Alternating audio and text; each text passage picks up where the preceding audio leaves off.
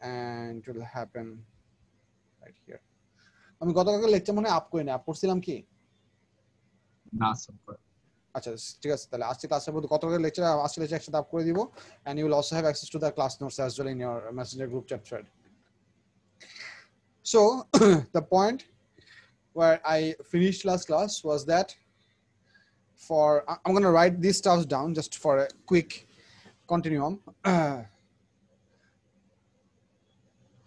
Where? Oh, acha. Hi. আমি আমার right প্যাডে ইউএসবি কেবল কানেক্ট না করে কলম ঘুরাই দিছি।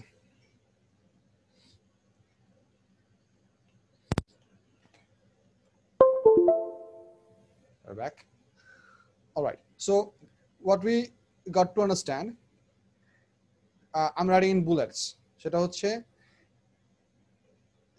in stationary waves, we have nodes and antinodes. Nodes are the points where we have zero amplitude. Antinodes are the points where we have highest amplitude. All particles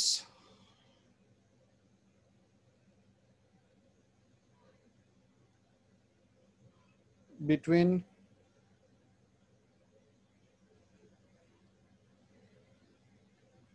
two nodes have same phase.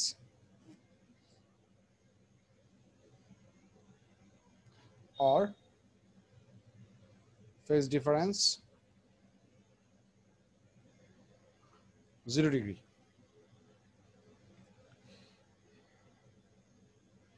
Any particle of one loop is 180 degree phase apart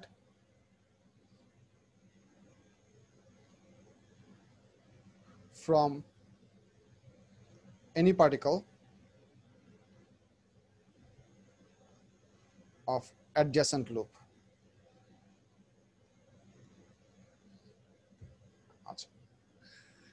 What we have also learned up is that for both an open air pipe or for two-end closed strings, we can get all the multiples of fundamental frequency. So we can get F, then we can get 2F, then we can get 3F, then we can get 4F, so on and so forth. But for one enclosed tube, we can only get the odd multiples of fundamental frequency. So we can get F, 3F, 5F, 7F, blah, blah, blah. Depending upon this structure, we then came to the drawing of the resonance tube, where we could, in the resonance tube experiment, we're changing the length of the air medium using a movable pipe where the water surface would work as a reflection surface, and the back and forth motion of the waves produced by the tuning fork will produce the stationary waves within that air column. And we went up to see, I told you that I was going to talk about the N correction and other stuffs for today's class. So first thing I'm going to talk about is N correction. Let me pull up a figure from the net.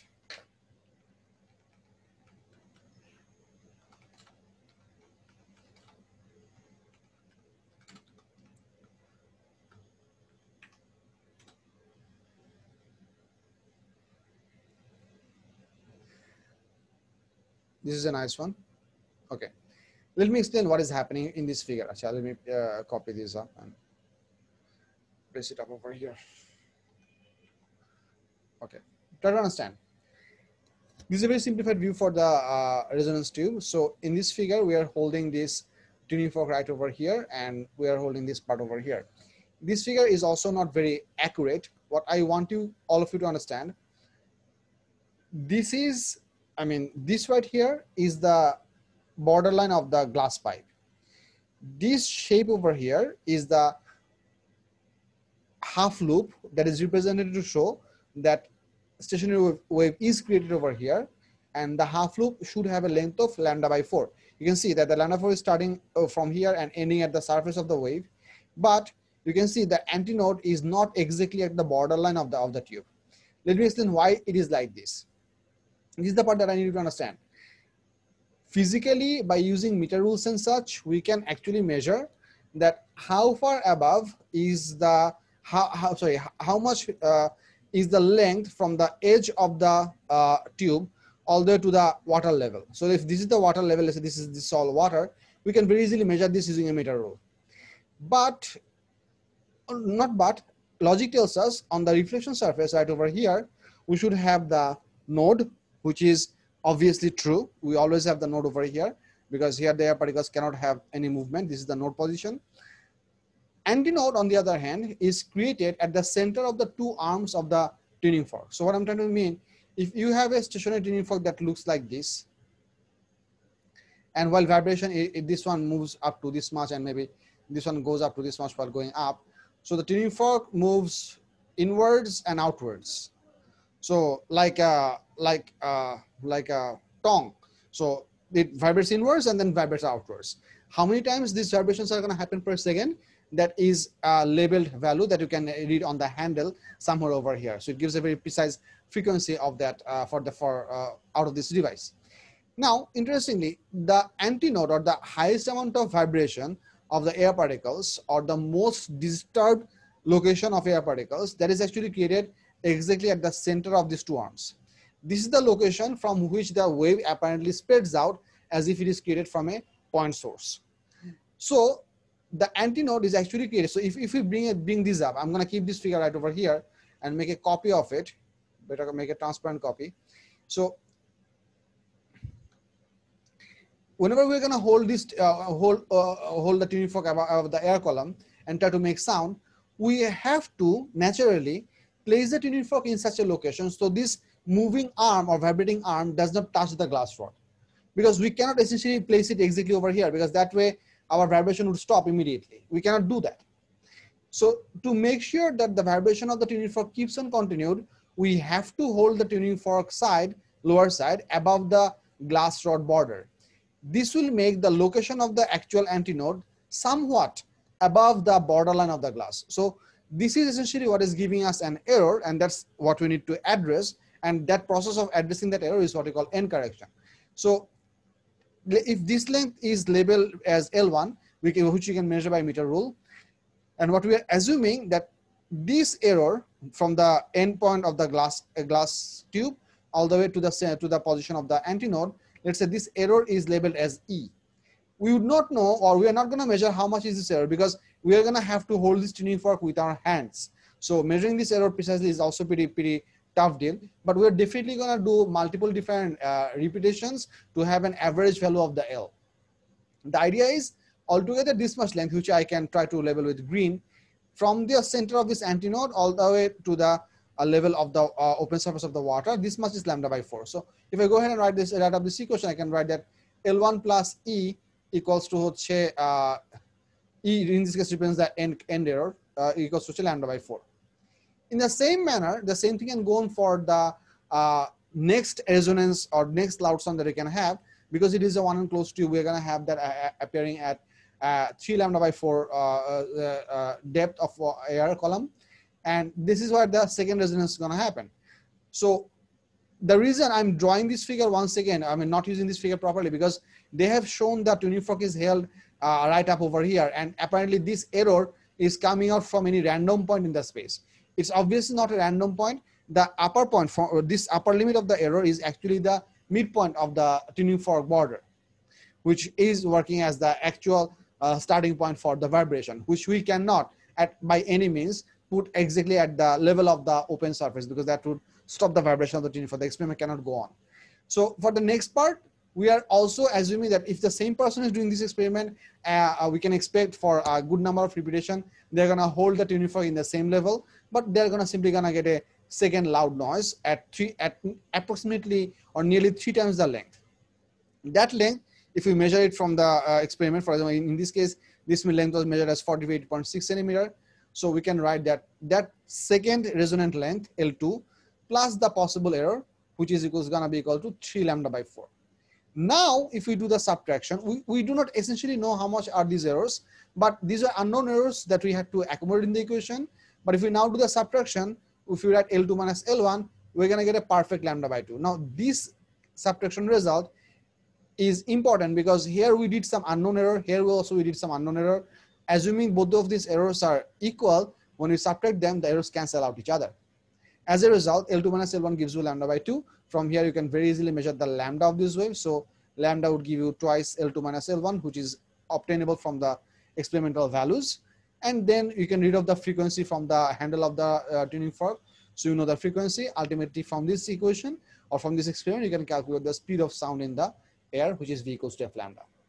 So that's the idea about end error or end correction that always happens in a resonance tube, because we cannot exactly put the antinode at the exact opening of the glass tube. We have to place it somewhere above for the experiment to carry on. Questions?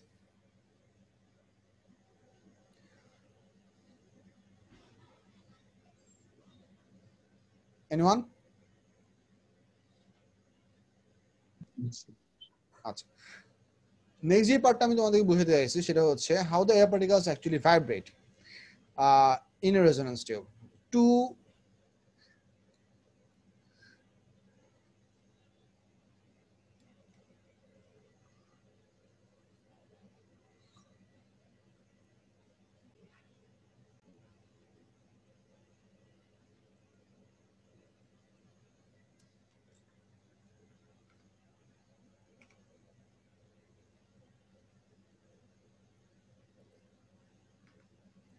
I'm going to pause the recording for a while. I have resumed the recording right now. Take a good look at how a progressive wave passes through the atmosphere. This is what is actually happening. All of these clumped up lines, they represent the compressions, and the space and the exit midline, mid location of between two compressions is what you have the rarefaction. If you look at the position of any of these marked red particle, they are over here for us to allow us to see them properly. You'll see that these two red particles are moving exactly oppositely compared to their motion. Like when this is moving to the left, this is moving to the right, this is moving to the right, this is moving to the left. So their motions are perfectly opposite to each other. Do you see that? Now, is there a way to pause this thing?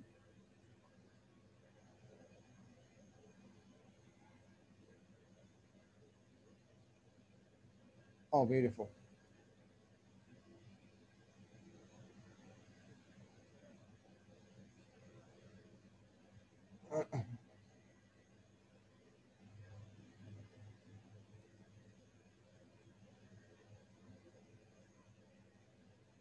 Acha.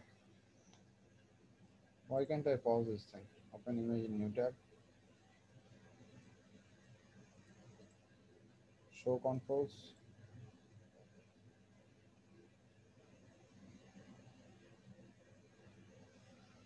Oh, sorry, I apparently cannot control this. But what I want you to see, that for a progressive wave, these two particles can be said to be at exactly out of phase from each other.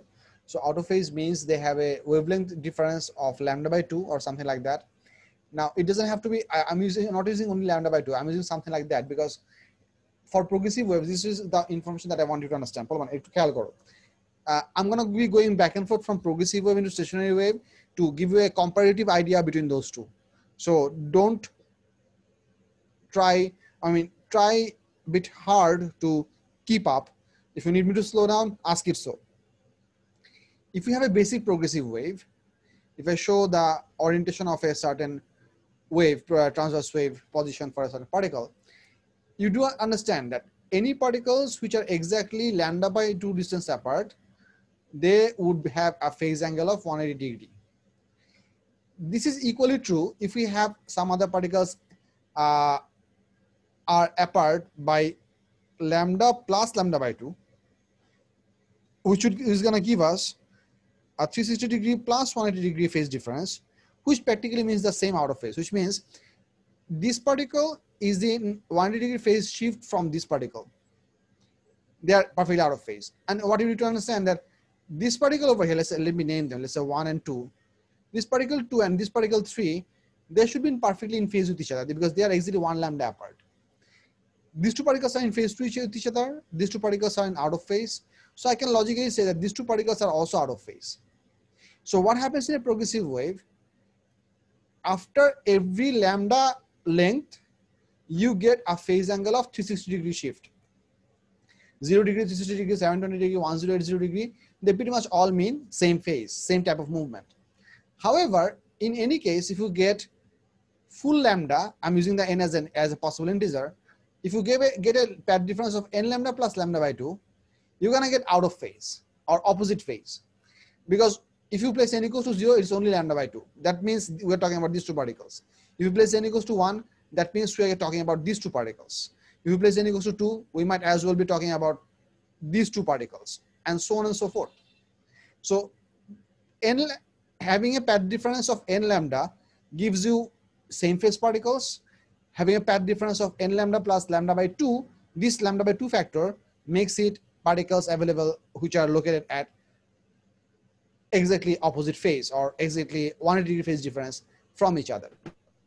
Why am I telling you this? Because whenever the particles are going to move around, I need longer space. So whenever the stationary waves particles are going to move around, unlike transverse wave, the longitudinal waves, which is a sound wave, the particles move along the direction of the energy flow. So, is the search complete? So graph, stationary waves.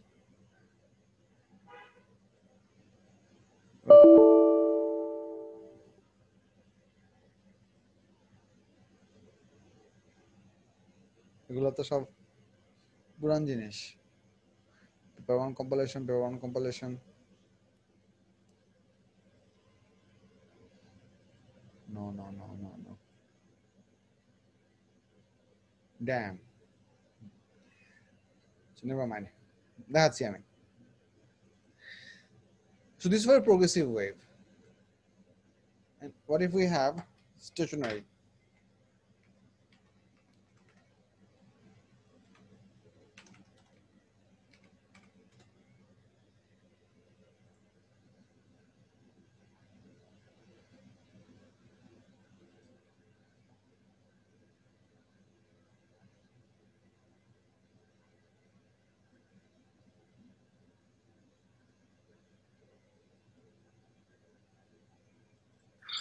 Hey guys, and welcome to my learning object. Represents the waves are bunched together. On the other hand, take pressure, or what is the relation is negative related?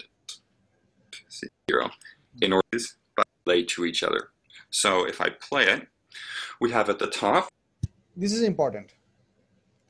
I want every one of you to have a very close look to what this video is, what is happening in this video. I'm definitely going to share this guy's credit. I might as well copy this link and save it somewhere. Where can I save it?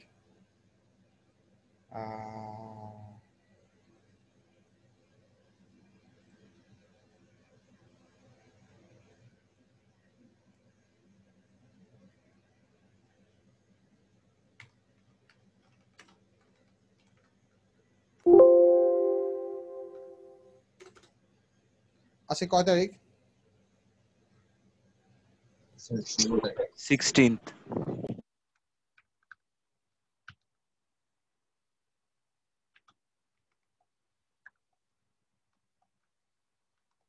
Okay, this will come in handy. যখন আমি upload করব এই চ্যানেলের credit দিয়ে দেব। কই গেল?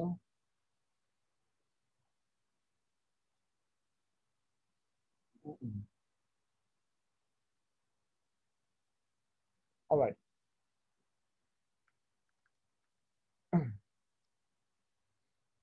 This person is currently about to, this is a situation where the air medium is perfectly in rest.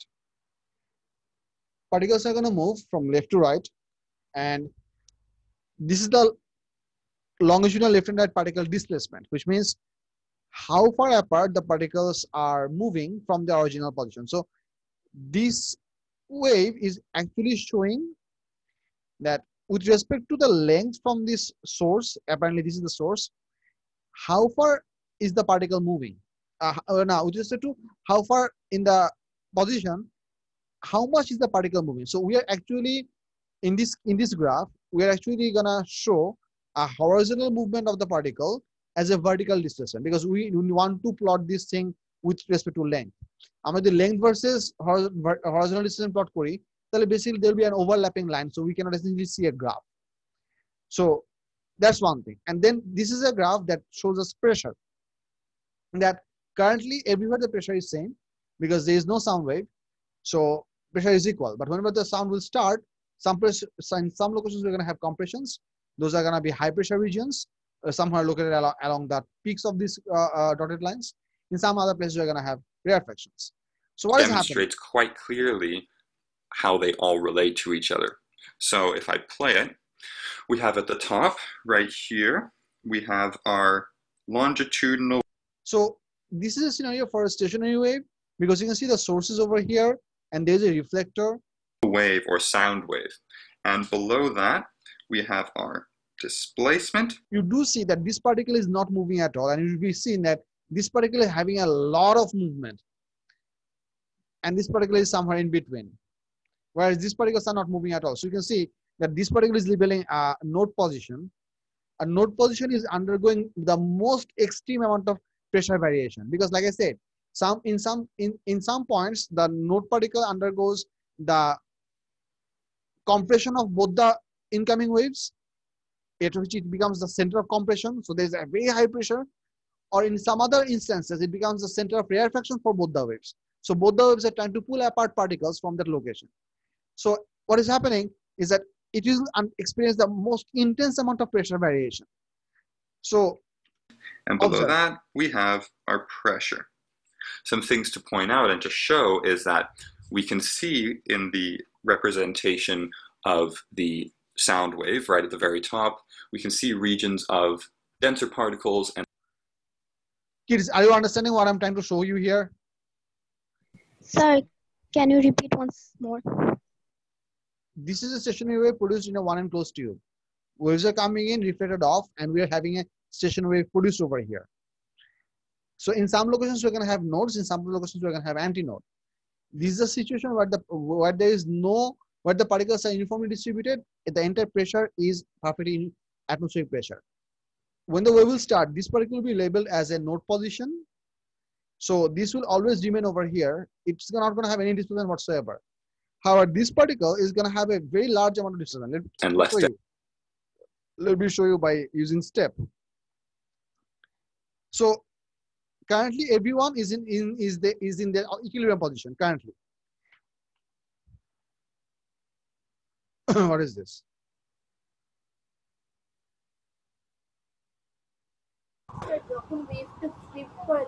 And less dense particles at the top pressure have Bolo.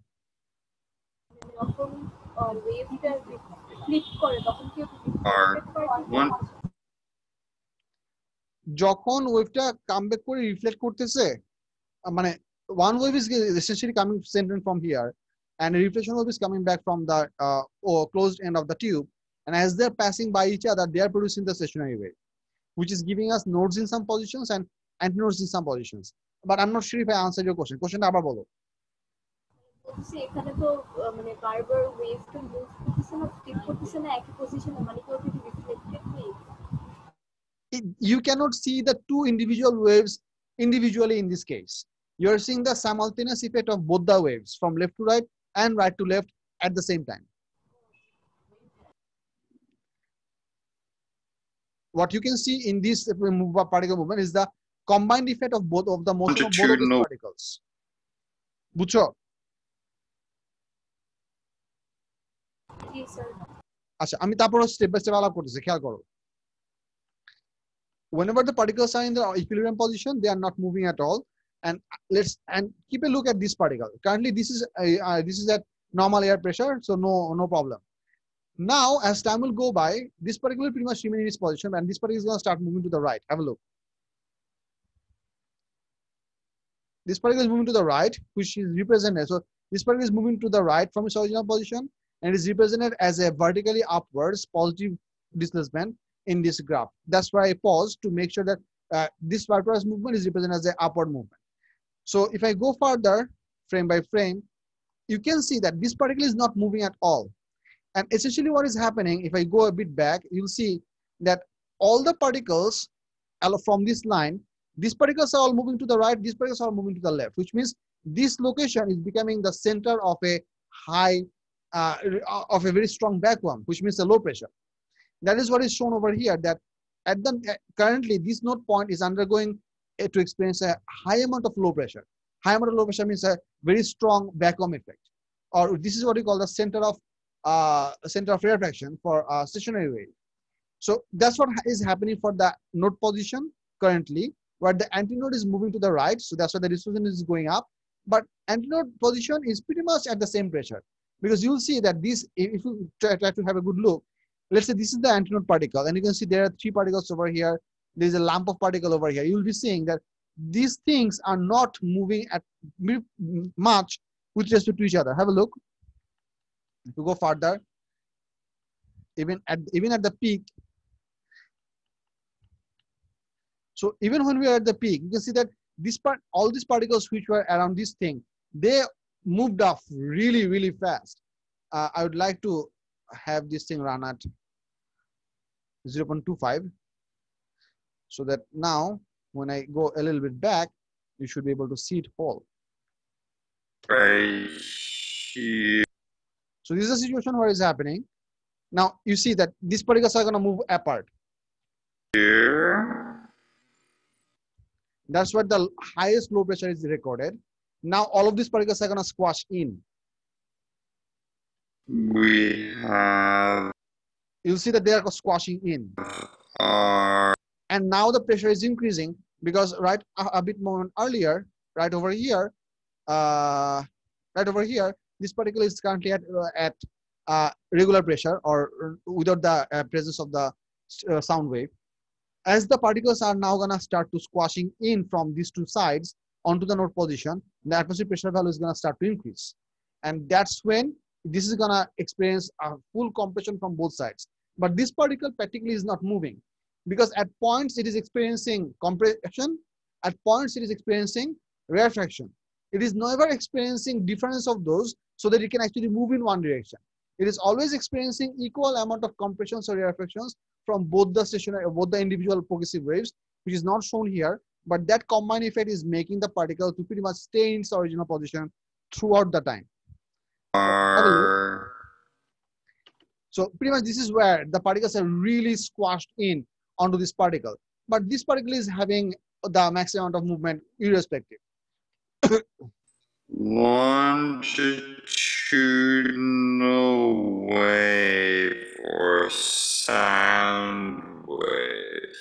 I muted the channel because I want you to just see what is happening and appreciate the variation of pressure at different points. So this would tell you that the highest amount of variation of pressure, delta P, happens at the node position, and antinodes have the least amount of pressure variation.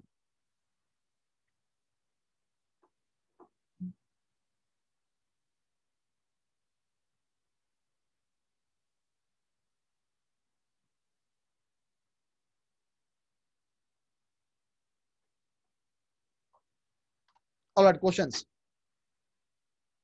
এই ডেমনস্ট্রেশনটা বুঝা গেছে কিনা?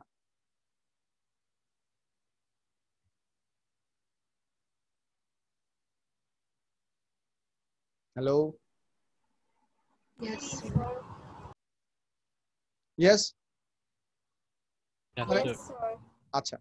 One more thing I want you, all of you kids, to take care from here is that, like I said in the earlier case, that all the particles in between 2 nodes, they'll all move in the same direction. So this is what I want you to see.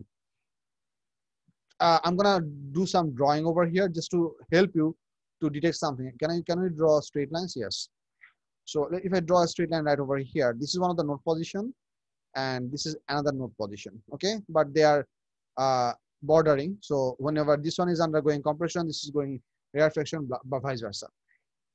What I want you to see that whether all the particles that is located within this rectangle, they are all moving in the same direction or not. They might be moving differently. But differently means some are moving pretty fast, or some have more amplitude, and some has less. But is their motion all in the same direction or not? When they are moving right, all of them are moving to the right, more or less. When they're moving to the left, all of them are moving to the left. I want all of you to see that.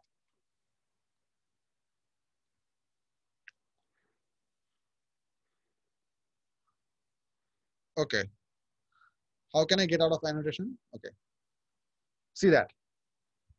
Check this.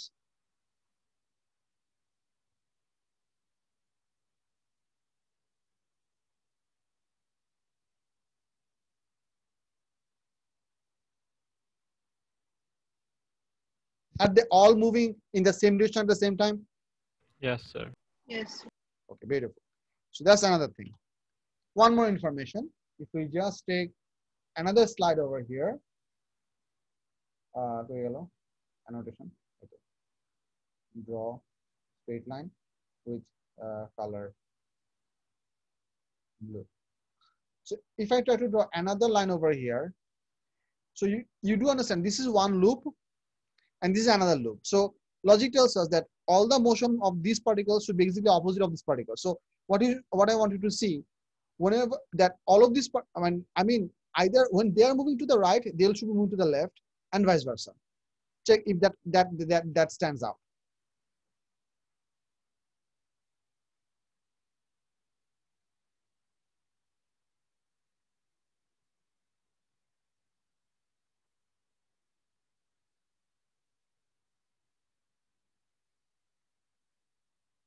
Happening? Yes, sir. Yes. Okay. So this is another interesting information that I want you to understand. এখানে একটা জিনিস খেয়াল করো, এই বটমটা হচ্ছে কিন্তু perfectly, বটমটা কি, এই পয়েন্টটা হচ্ছে পারফেক্টলি কি, what is this, node or antinode? Node. This is definitely a node. So we have within this part lambda by 2, lambda by 2, lambda by 2, lambda by 2, and lambda by 4. So 2 lambda plus lambda by 4. Can we agree? Within this pipe, we have 2 lambda plus lambda by 4. Yes, sir. ঠিক আছে? So এটা হচ্ছে একটা important part. And একটা certain loop এ সব particle একসাথে move করতেছে. Antinode যে particle গুলো আছে তাদের the particles which are located at the antinode location, their amplitudes are the biggest. And the particles which are close to the node position, their amplitudes are the smallest. So there is a way by which this behavior is represented in a lot of figures, which I would like to show you. I'd like to remove the annotations because I would not be requiring them anymore. Close. সেটা হচ্ছে, let's say this is a vertical one enclosed tube.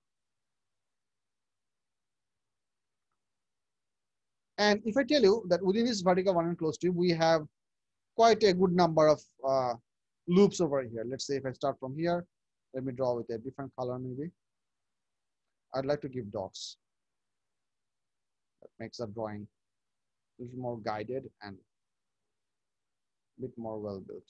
So I shouldn't be making that many closed dots. No, it's okay. It's okay. It will work out, I hope. So I'll start from here.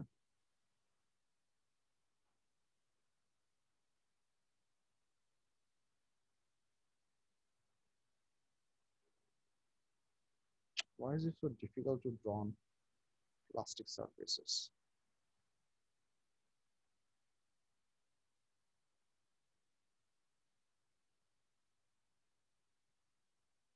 Bad person.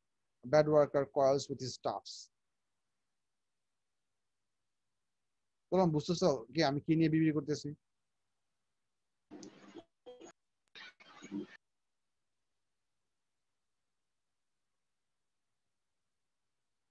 You might as well. This much is good. This is actually, for my standard, really well done. Okay. So all of these nodes, I mean, at any point, they are gonna have motion. So I'm gonna save keep this and use a copy of this for the next part so that I can use it for further discussion. Now, here's the deal. If you want to represent the relative amplitude of the particles, air particles in different position, there is a way. This way, I'm gonna show you small errors or give you multiple errors, is that at the node, there is no amplitude. If I show that for this loop, these particles are moving downwards, this is one way I can show this, that let's say a small arrow, slightly bigger arrow, the biggest arrow, slightly smaller arrow, the smallest of the arrow. This arrow size represents a comparative representation of how the amplitudes are distributed. But at any instant, all of these particles should be moving in the same direction. That's why I have given all the arrows aiming downwards. If these arrows are downwards, I want you kids to tell me what should be the arrow direction for this loop. Upwards. It should be upwards, right? Yes, sir. It should be definitely upwards, but have the same size comparison. So if I try to represent, let's say, blue arrows, I might as well draw them like this. So small arrow, slightly bigger arrow, biggest arrow, slightly smaller arrow, smallest arrow. So this is the basic idea for how the amplitudes are distributed and how consecutive loops direction would be affected. However, if I want to draw this one, I might as well copy this and paste it over here. And if I want to draw this one, I might as well copy and paste it over here. Because alternate loops, or alternate means every other, they would have the same identical behavior. এই part পর্যন্ত বুঝা গেছে সবার? Does this discussion make sense so far? So I'm going to pick up the next thing that we were at in our books so that I can show you what I was, where I'm trying to get at. এখানে কোথায় যেন books ছিল? Health materials, books. We might as well use both of them.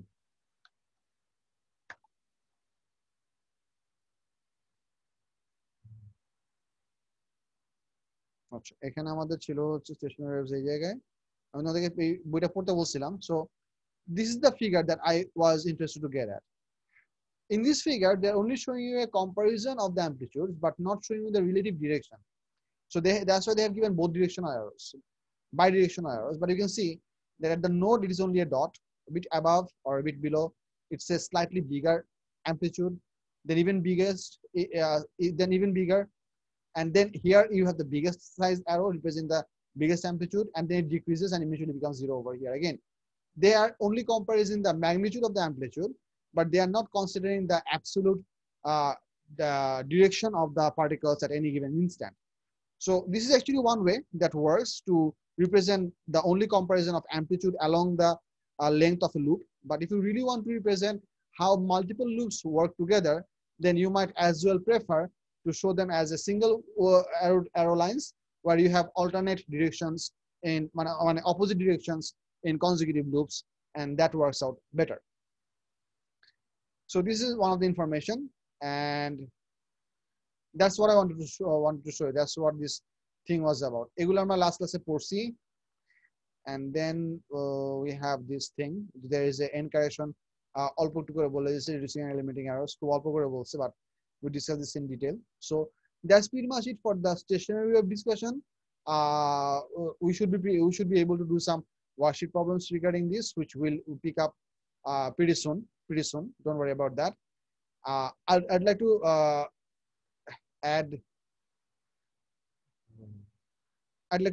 take the discussion to the next part of the Waves chapter, which is called the double slit experiment and the diffraction grading.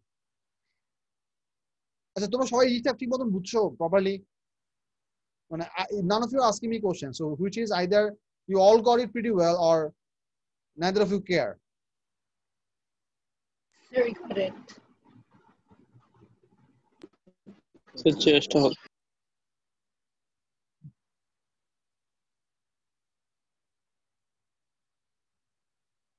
What happened to Zarif? He doesn't have video feed, he doesn't have microphone. Zarif, are you with us?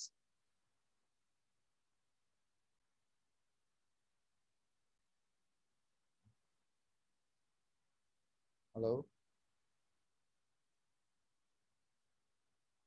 Maybe he has logged in from his mobile and not around. Or I don't know, how is this possible? Acha, can you please also see the participants list on the observing end? Yes, sir.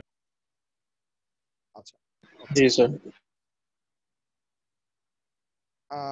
The next thing that I'm going to pick up is what we call the Young's double slit experiment. The double slit experiment is actually pretty simple. আমরা যদি stationary wave full concept properly বুঝে থাকি, the double slit experiment would prove to be very simple for us. And by saying very simple, I mean very simple. আগে তোমাদেরকে একটা geometric একটা pattern বুঝাই। মনে করো এখানে একটা starting point,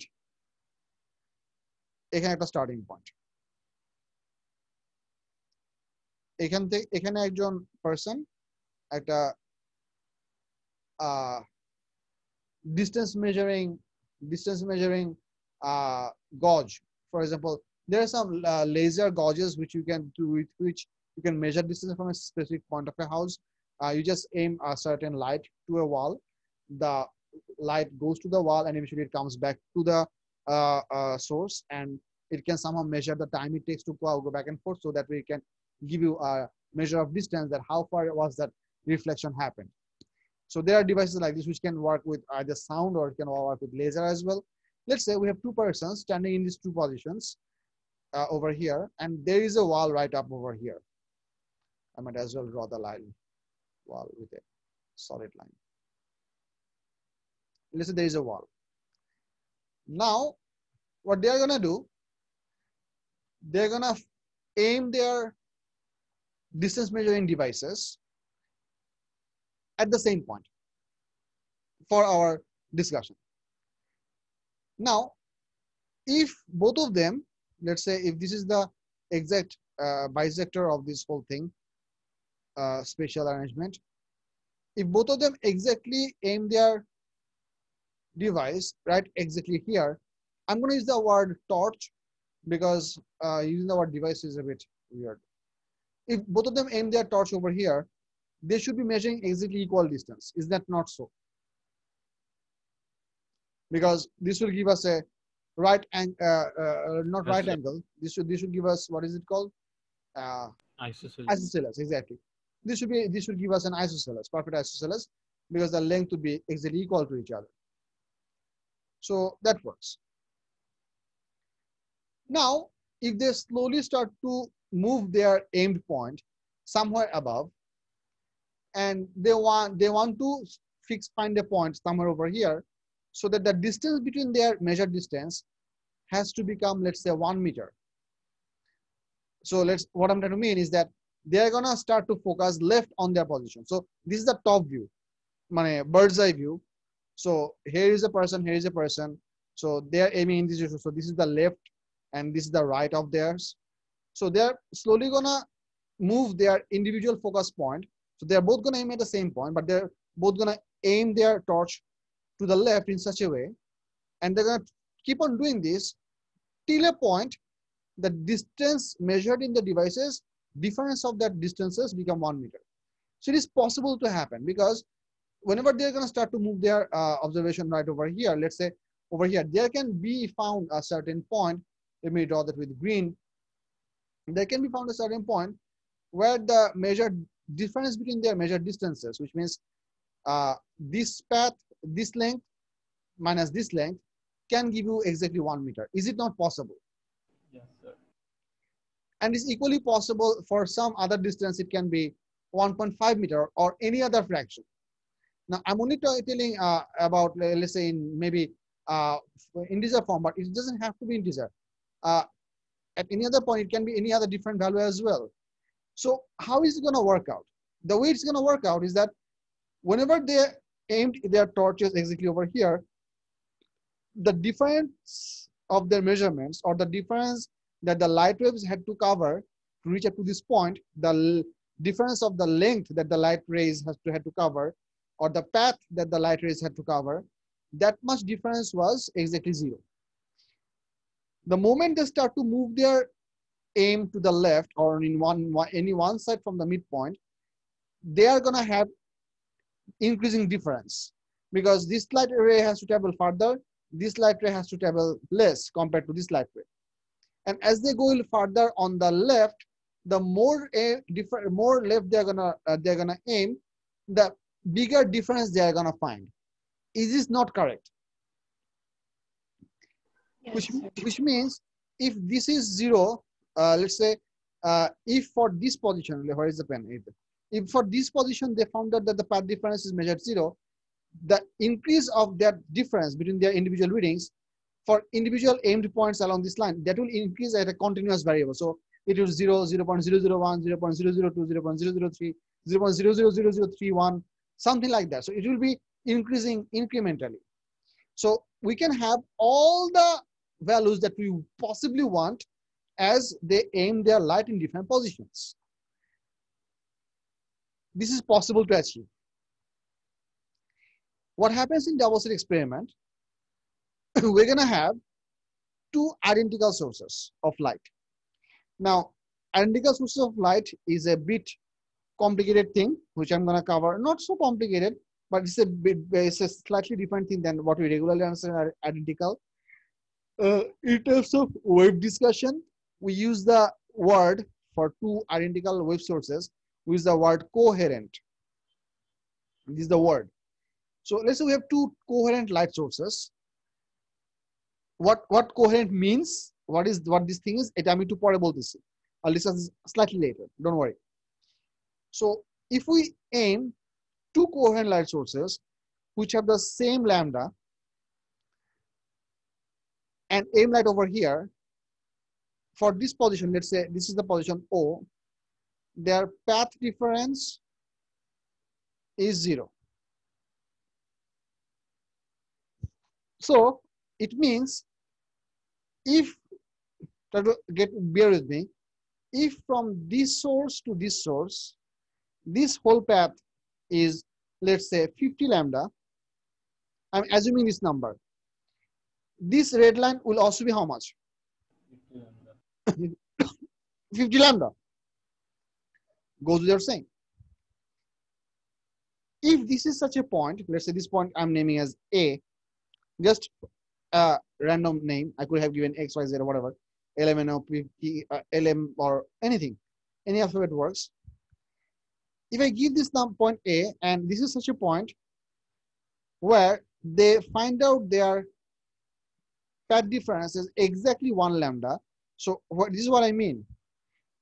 In this case, this one would have traveled less, this one would have traveled more. Am I correct? Yes, sir. So let's say this one has traveled 51 lambda and this one has traveled 50 lambda. So this is possible to achieve. So in this case, our path difference would be how much? Exactly? 1 lambda. 1 lambda. So what is going to happen with this part? I'm going to come into the actual physical discussion of this part slightly after. This is, let's say, another point, let's say B, where the path difference is exactly 1.5 lambda. So maybe this is, this path difference is maybe 52, and this is 50.5.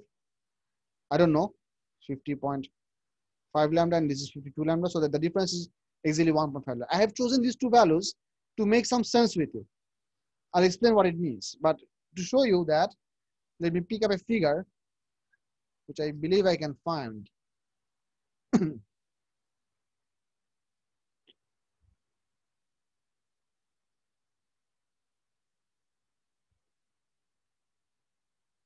No, not this one.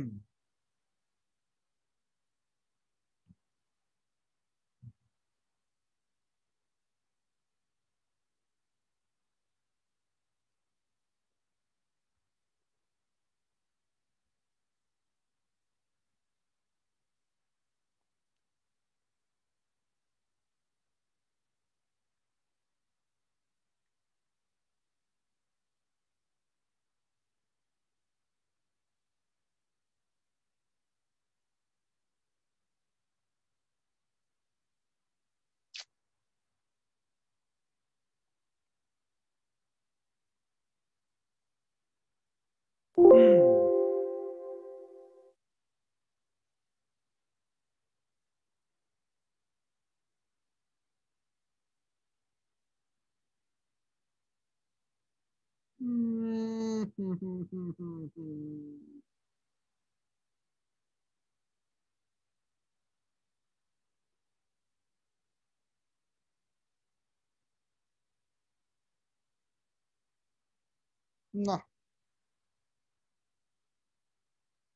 it is somewhere, but I'm not sure where. That's what makes stuff very difficult to work with.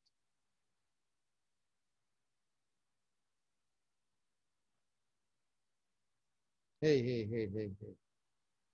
We have the waves figure over here. বলো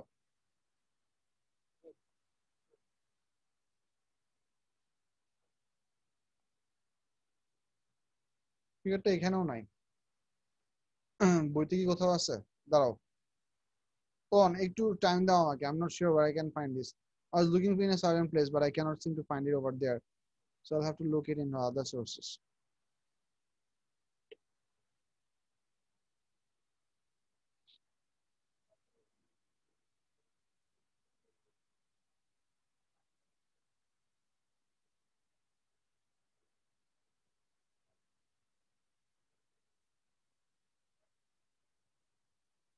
No.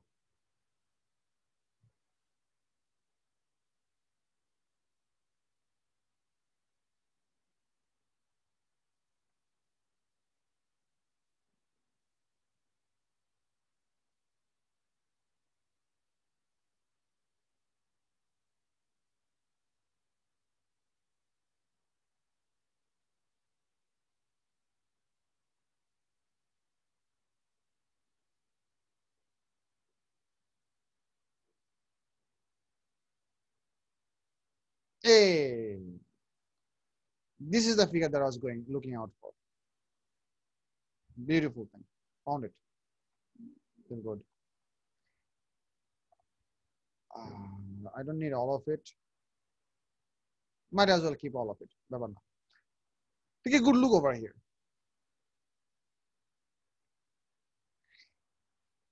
Here, they are representing these light waves as red, and they have chosen 3 different points. C, which is at the for an isosceles triangle, here the path difference is 0.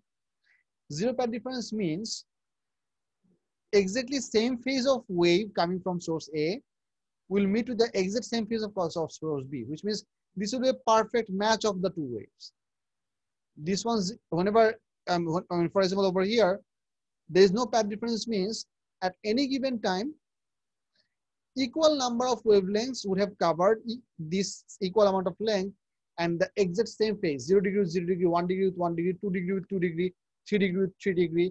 All the individual phases of these 2 waves would be exactly equal to each other, which means their attempted motion would be exactly identical. So they will merge with each other at constant interference. Because they will be in the same phase, they'll simply make their resultant displacement as an output of addition, and that addition will lead to a constant interference over here. What if we consider this point? In this point, we have found a random point over here, not essentially random, but let's say we have found a point over here where the path difference between the 2 sources is exactly 1 lambda. If I give it a bit of a count, let me zoom in on it so that you can see it better. Help me count. How many waves here on the top wave? 1, 2, 1, 2, 3, 4, 5 waves coming from source A, and from source B, how many waves? 1, 2, 3, 4, 5, 6. Do you see it? Yes, sir. So this means whenever, let's say both of these waves are producing equal number of waves. These ones, one earlier wave will meet this one's one late wave.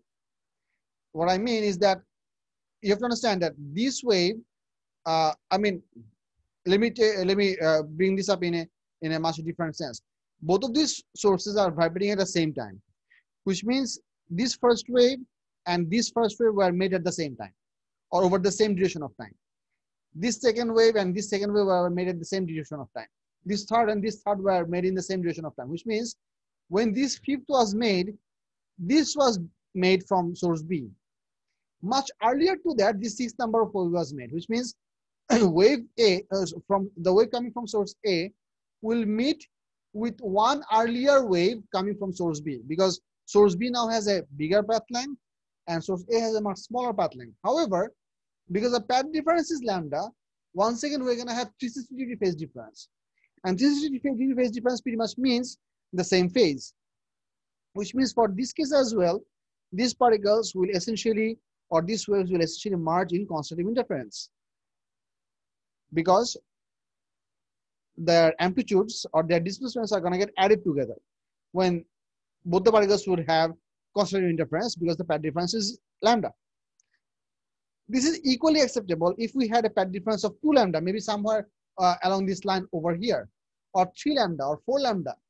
So as long as our path difference is a full multiple of lambda, something that I can write as maybe n lambda, if n lambda is our path difference, where the value of n can be 0, 1, 2, 3, 4, dot, dot, dot, dot, dot, this much path difference will always give us constitutive interference, because waves will be merging with the exact same phase, either 1 earlier wave or 2 earlier wave or 3 earlier wave, but irrespective, the merging would happen perfectly in the same phase. Can we agree on this information, everyone?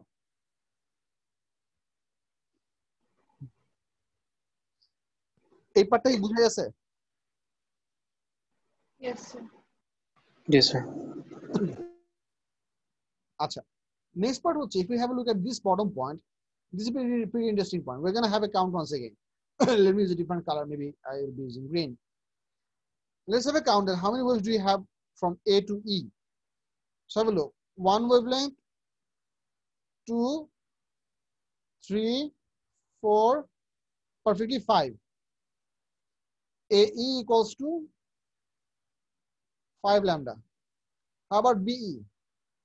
1, 2, 3, 4, and then B equals to what? 4.5 lambda. So there has a path difference of half lambda. And what is the phase difference between two waves which are half lambda apart from each other? They have a phase difference of how much? 180 degrees, which means exactly opposite phase, out of phase from each other. So one going up, another one going down, and vice versa. Which means at this point, both of the waves will always meet at perfect destructive interference. So they will always cancel out each other's effect. If it is a water wave, at this point we'll see no vibration. If these two sources are sound waves, we'll find silence at this point. If these two sources are light waves, we'll find darkness in this point, because they'll cancel out each other's effect. Their amplitudes are gonna get added in opposite sign of magnitude. So this is happening because the two waves were merging at a path difference of lambda by 2. So how can we repeat this thing? We can have 1 lambda by 2 over here. At what other path difference we can have this same thing happening of destructive interference? Should it happen at 1 lambda over here? Let's say if somewhere over here, if the path difference is perfectly, let's say A, B, C, D, E, F, if I give another point, let's say F is such a point that the path difference over here is lambda, because you have to understand here the path difference was 0, here lambda by 2, somewhere over here it will be increasing. So if we have a path difference of perfectly lambda below this point, will this give, what type of interference should this give us? Constructive or destructive? Constructive. With a path difference of lambda, it should not give us destructive. With a path difference of lambda, which is a full multiple, which is an expression of n lambda. So whenever you have a path difference of only lambda, this point is basically the mirror image of D. Do you understand? D was above the C, which is called the central maxima. This C point is actually has a name, sweet name. It's called the central maxima. Because here we have the brightest or loudest or the most vibration of the particles. And D is the first maxima. which is above the C point. F will also be the first maxima. So the maximas are mirrored on both sides of the central maxima. So E is such a point where you have lambda by 2. Similar to E, you might as well get a point somewhere over here, which can be labeled as maybe G, where the path difference can also be lambda by 2. This will be once again be, this point will be a destructive interference.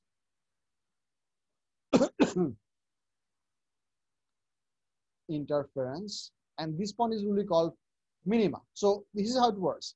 We have a central maxima, then we have a minima. Somewhere below, not exactly adjacent, because what is happening? Here they are perfectly constructive, then the gap is increasing. At one point, the path difference becomes lambda by 2. You have the perfect destruction. This is the minima. Then the gap is increasing, and they are matching up to reach to lambda path difference. When the path difference becomes perfectly lambda, then they are merging with perfectly in phase or 360 phase difference. So you'll have constructive once again. And this pattern will continue on both sides. So the way we can actually show you this figure for double slit experiment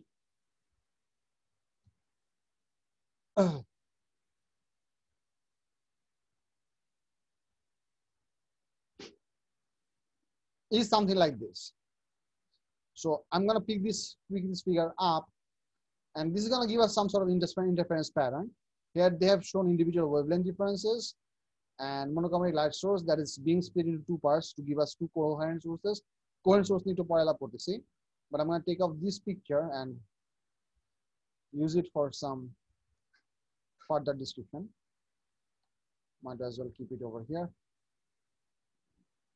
Okay. So in many cases, we'll be having in our exam this kind of figures, and we'll be asked to draw the possible line through which we're going to have maximas and through which lines we're going to have minimas. This is what I want you to see. All of these blue lines, or maybe zoom in. Shortpura figure দেখতেছো? Yes, sir. Yes, sir.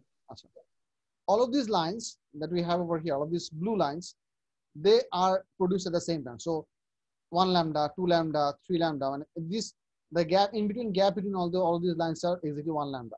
This one looks a bit closer, but these are equally spaced. So considering that all of these blue lines represent a fixed phase, easier term that I can use, that maybe they are all the crests of the waves. At locations where crests will meet each other, we'll have constructive. And when crests will meet with each other, troughs will also meet each other at the middle. Let me show you what I mean. Have a look. This is one point where the crest, one crest is meeting with another crest. This is another point, this is another point, this is another point, this is another point, this is another point, this is another point. So this is along this line, at this portion all the crests are matching. Obviously, exactly over here, all the tops are matching as well. Because if you try to visualize, let me use a orange line. Should the orange line be visible? It will be visible.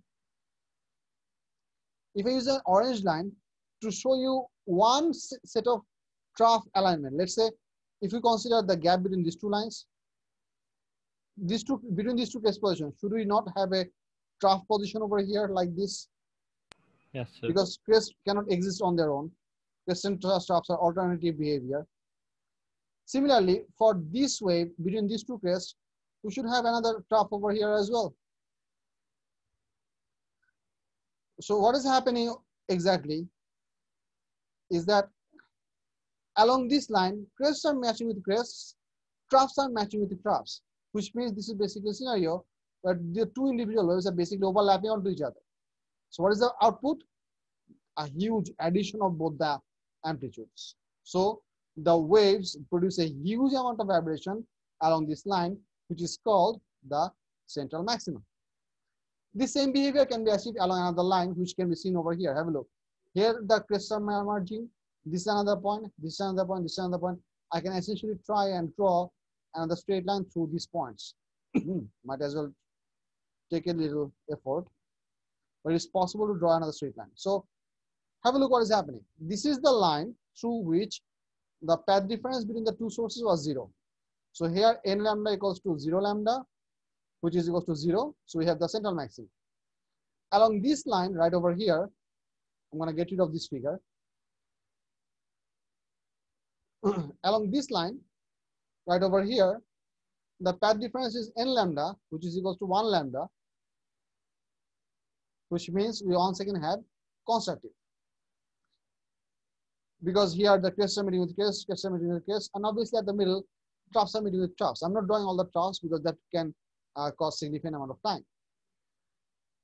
Somewhere between these 2 points, there exists a certain position where the crest of a wave merges with the troughs of a wave. So opposite faces matches with each other. For example, if I draw the troughs of another wave, just to make my point, you should be able to see that. Let's say if I draw the troughs of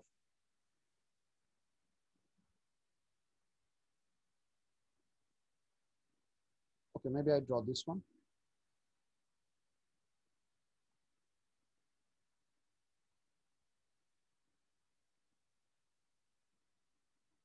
Okay. What I need you to see is that if you have a good look, this is the point where the crest of the bottom source is merging with the trough of the top source. Do you see that? This is one such point. This is also one such point. বুঝছো কি বলতেছি? Yes, sir. If I did draw the trough of this wave right over here, this would have been another of those points, another of this point.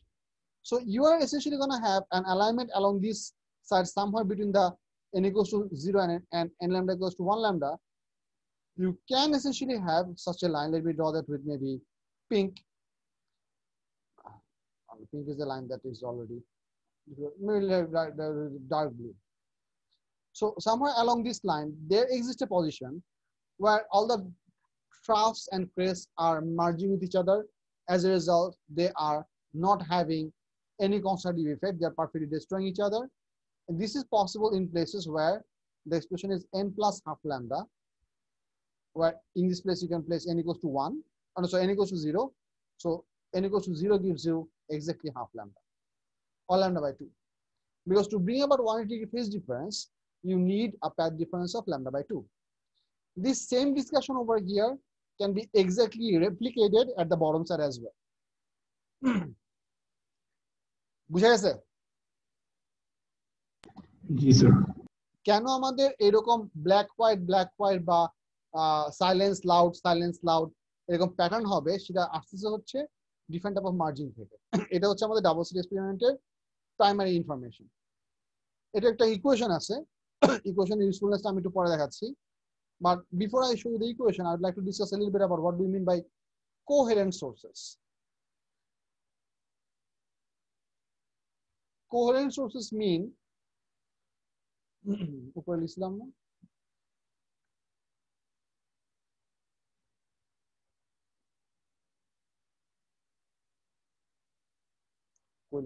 coherent sources. What does coherent sources mean? Coherent sources mean two sources of waves which have the same frequency. Important bit, not wavelength, same frequency. Two sources of wave which have the same frequency and have a constant phase difference. Constant phase difference means that their phase angle in between each other is not changing over time. What does this imply? This implies that currently, if you have a look over here, this is a perfectly bisymmetric figure. So this is perfectly balanced on both sides. So these two sources, A and B, were placed from this slit. Let me name that maybe slit number X. These two sources, A and B, these are actually slits. Mean this is how do you visualize slit? You can think of a hard cardboard, and there is a thin vertical hollow space that was made maybe by sawing a small part or by rubbing down another sharp grinder, something like that. So a small opening that is allowing a little bit of light to pass through. Small opening. So in this case, the sources A and B, these two sources, were located with respect to source X in such a way that these distances are exactly equal to each other. These distances, XA and XB, are perfectly equal to each other. What this makes that there is practically no phase angle difference between these two sources, which means source A and source B currently for this figure has a phase angle of 0 degree. Same wave reaches at both the slits at the exact same time, exactly same wave. But that doesn't essentially have to be true. If you wonder what? Yes, that doesn't essentially have to be true. Because what if I make a setup that looks like this?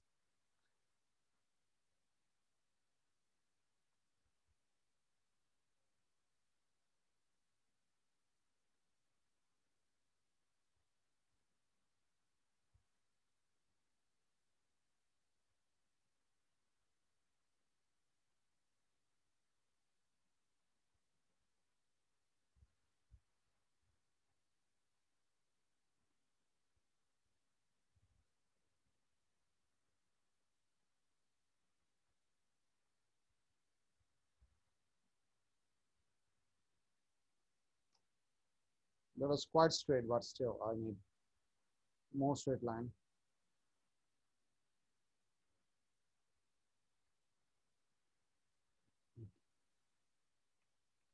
Let's say this is the Central Maxima line. Consider this as horizontal. I don't want to bother about making it horizontal.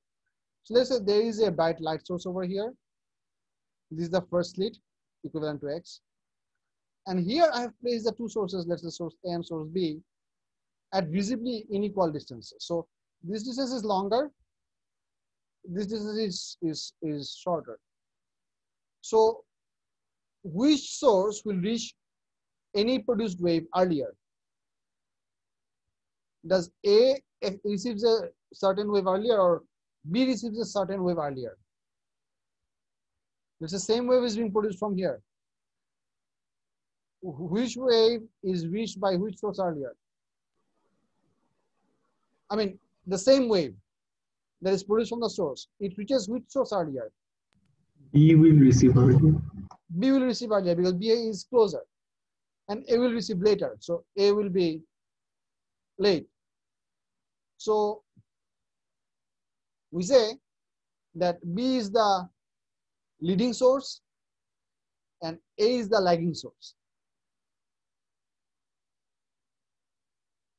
Leading source receives the wave earlier and lagging source receives the wave later. So B is the leading source, A is the lagging source. However, if I don't make these positions change over time, let's say, try to understand, let's say whenever the phase angle of B is 0 degree, A phase angle will be somewhere on the left side. Let's say this one's phase angle is, let's say, 90 degree. By the time this one's phase angle will increase by 90 degree, this one's phase angle will also increase by 90 degree. If you wonder why, so this will become 180 degree. If you wonder why, because they are being fed from the same wave. They are different positions, so they have a phase angle difference with each other that is perfectly 90 degree. But as this one will undergo a certain wavelength passing through itself, the source A will also experience one full wavelength passing through itself as well, which means the rate of their phase angle change is exactly equal, which brings us to the idea that their phase angle difference is a constant. It doesn't have to be 0. If it is 0, the experiment looks much easier to perform and it becomes much less complicated. But if these two sources are not at perfect phase with each other, but they have a constant phase difference, which means they are not moving differently at different time from the original source, let's say X in this case, in that scenario, these two sources can be also said to be coherent sources. So long story short, coherent sources are two sources which produces wave of the same frequency and have a constant phase difference.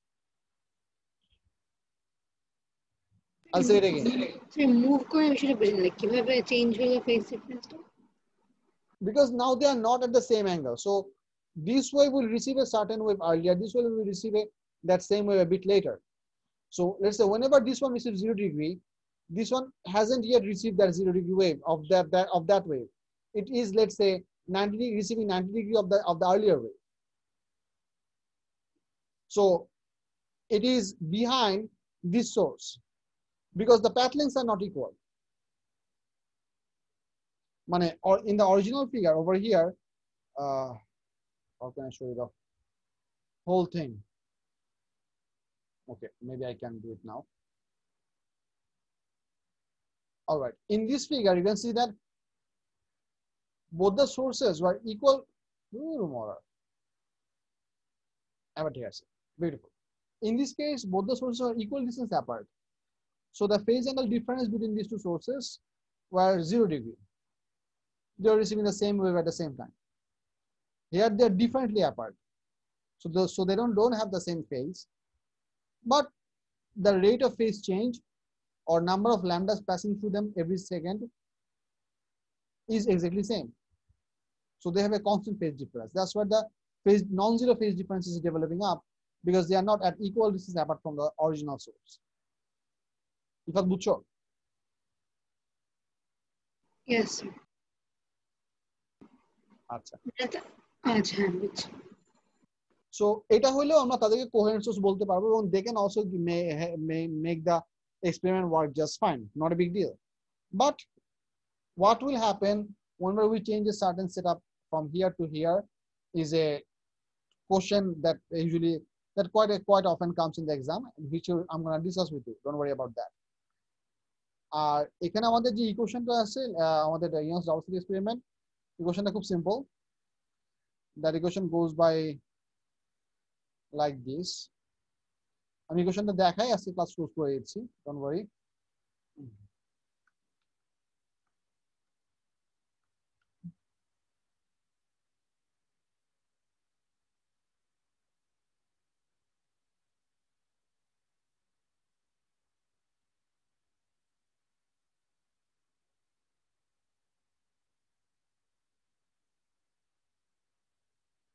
If we have a double slit apparatus setup that is approximately like this, and this is the central maxima line, and let me draw some lines over here. Let's say here we have one of the sources, here we have one of the sources. So let's say source 1 and source 2, and after their coherent sources, and the pattern that we're getting on this figure is bright, dark, bright, dark, bright, and same on the downside as well. Dark, bright, dark, so on like that. And in between spaces, there's going to be a mixture of bright and dark. So what is happening? That this is the bright point. Brightness reduces,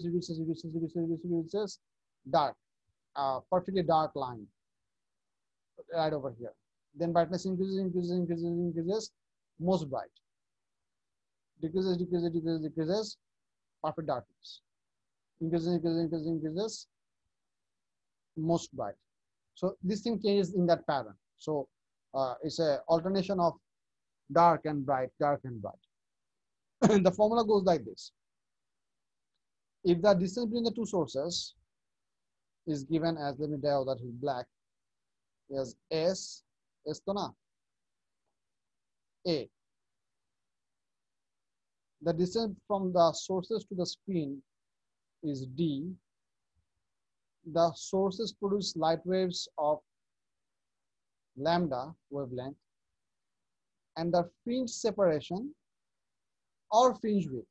Now fringe separation means from one source, from one fringe to the adjacent next fringe, which are identical. So bright to bright or dark to dark. Or you can measure from here to here as well. For experimental setup, all of these values come pretty close to each other, and they can be considered same. So fringe separation is what we call the X. These four variables are related by the formula lambda equals to X by D. এটা হচ্ছে আমাদের Young's double slit experiment formula. The derivation of this formula is not included in a syllabus, but there is a quite elaborate process to derive this equation. You can look it up in the Google, or I can get you to some material where you can find this. But how this equation came into being is not a part of the syllabus, so I'm not going to teach you that. However, we have extensive problems as for how to use this formula appropriately. So we'll be picking up from this point in the next class. Next class শনিবার, right? মানে কালকে সন্ধ্যায়, ঠিক না? ঠিক আছে। Next class আমরা এই জিনিসটা পিক আপ করবো। আই হাইলি রেকমেন্ড যে তোমরা বই থেকে ওয়েবসের চ্যাপ্টার দুটো যদি একবার রিডিং করে রাখতে পারো খুব ভালো হয়। So that if you have any question, you can ask me in the class. I highly recommend this. Any questions so far? Anyone?